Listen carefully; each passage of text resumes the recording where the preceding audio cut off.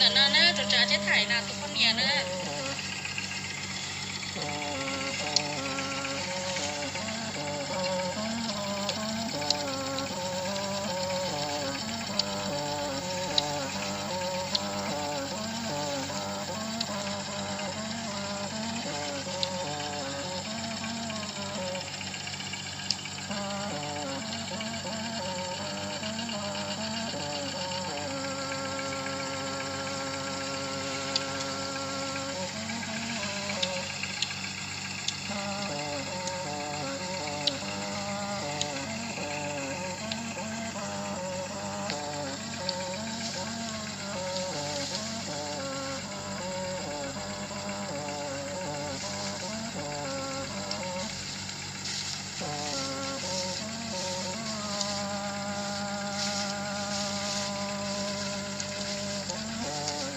Sẽ con nhện nó chết thải là nữa, ta chết thải là một lần con nhện.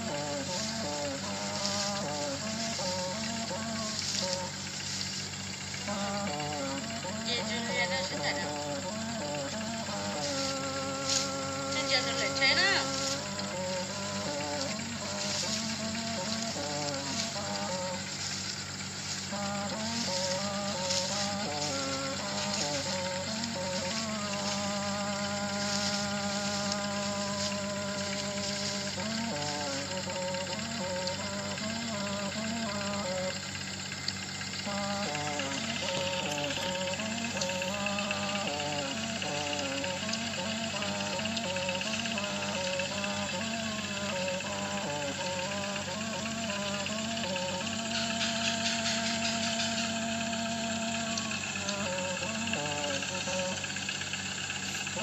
Nó lại chế chấm lời đó.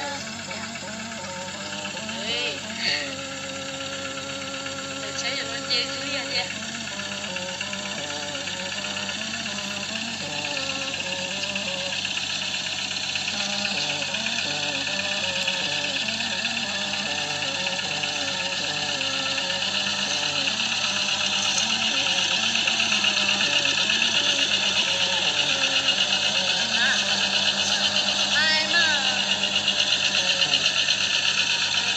Tao là mình trồng cây đó.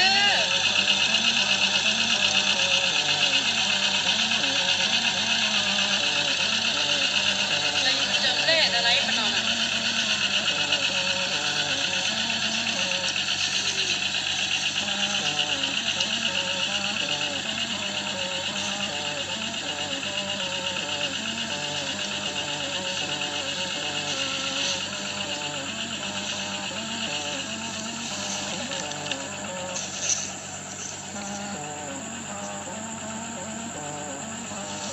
Leo nó chẳng có cái leo sẽ sát nơi nữa chỉ có năng phá đi tốt nè bọc đó rất được phá con nè anh con nhớ cho mình đấy